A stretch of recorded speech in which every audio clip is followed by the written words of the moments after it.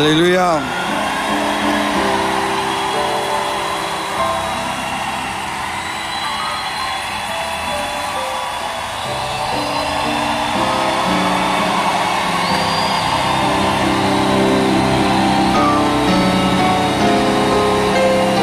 Merci. Prenez place, s'il vous plaît.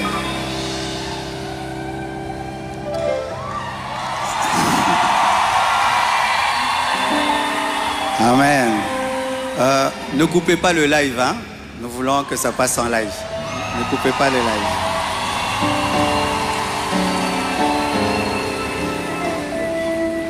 Tout d'abord, j'aimerais recevoir le pasteur Di Bobo qui nous honorait de sa présence. Il va se tenir debout. Merci beaucoup.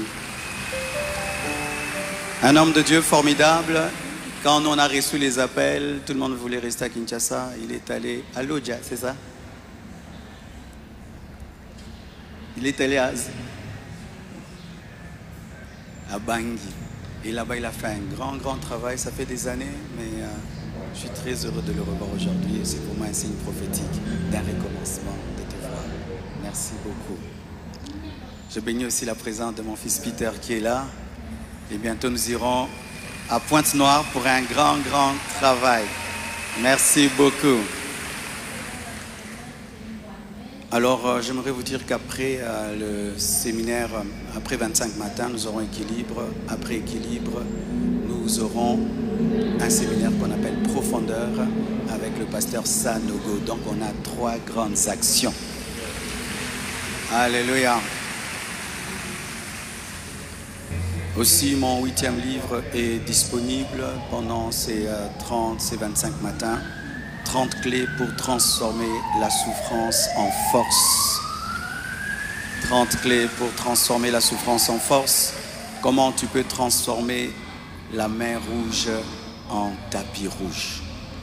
Vous savez ce qui m'est arrivé, le départ de Maman Blanche. Et Dieu m'a enseigné des choses pour sortir de cette grande douleur. Et j'ai écrit cela dans ce livre. Tu as perdu un proche, tu as perdu un ami, tu as perdu quelqu'un. Lis ce livre, tu pourras sortir du deuil parce qu'il y a des gens qui ne veulent pas sortir du deuil. Dieu veut que tu sortes du deuil parce qu'il y a un projet d'avenir pour toi. Amen. Alors, vous remarquez la présence de quelqu'un à côté de moi.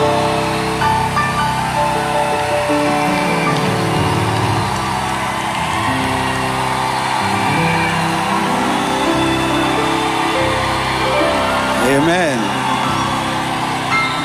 Est-ce que je peux maintenant parler? Amen. Alors, beaucoup de gens posent la question, elle est d'où, elle est qui? Même des gens me posent la question, même sur ses cheveux. Est-ce que ce sont ses vrais cheveux? Mais les Congolais, nous sommes graves, hein? Même les cheveux de quelqu'un, vous suivez. Elle est malienne, elle a aussi des origines libanaises. Donc, c'est un mélange comme moi aussi. Alors j'ai quelque chose à vous dire. Alors pour ne pas aller de travers, j'ai préféré écrire afin d'être concis et d'être clair parce que il est bon vraiment que je vous raconte comment on s'est rencontrés. Amen. Hein?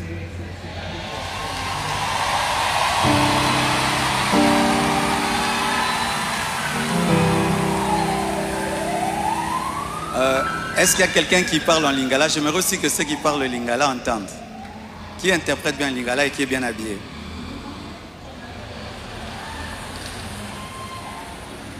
Ok, on va traduire pour ceux qui parlent en lingala un jour. Chers frères et sœurs, après le décès brusque de Maman Blanche, j'ai traversé l'une des saisons les plus sombres de ma vie. J'étais au bord de la dépression, même de l'AVC et même de la mort. Mais beaucoup ne s'en sont pas rendus compte, car je faisais l'effort de rester fort pour vous encourager et pour que l'Église ne devienne pas un lieu de deuil permanent. La solitude, les nombreux questionnements, la douleur de mes enfants l'innocence de mon bébé, le poids du ministère, la gestion de mes affaires, de ma maison et même de moi-même, tout cela pesait terriblement sur mes épaules. Il m'arrivait de sécher mes larmes avant de prêcher et de pleurer dans mon bureau après avoir prêché. Dans cette épreuve, le pasteur Ézéchiel Moulumba, un ami d'enfance et fils du même père spirituel, me parla un jour de sa fille Esther. Et je lui répondis que je n'avais ni la force ni la tête à cela. J'avais même demandé à Dieu le don du célibat dans l'espoir de ne plus jamais ressentir le besoin de me marier. Mais Dieu ne répondit pas à cette prière. À plusieurs reprises, par l'intermédiaire des prophètes, des songes et des convictions personnelles, le Seigneur me fit comprendre qu'il voulait que je continue ma route et que je refasse ma vie avec quelqu'un d'autre et qu'il était dangereux pour moi de rester longtemps dans le veuvage car un plan maléfique se tramait contre ma vie, mon ministère, ma famille et l'Église. Je me souviens d'une vision particulièrement marquante.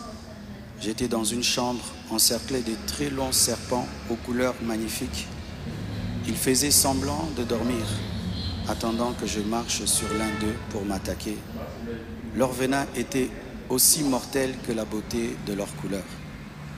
Un seul carré d'1 mètre sur 1 mètre me servait de refuge.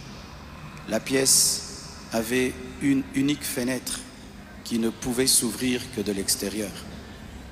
Et je voyais une servante de Dieu venir ouvrir la fenêtre afin que je puisse m'échapper. Dans cette agonie intérieure, le Seigneur me poussa à recontacter le prophète Ézéchiel, qui me donna le numéro d'Esther. Mais au début, elle ne répondait pas.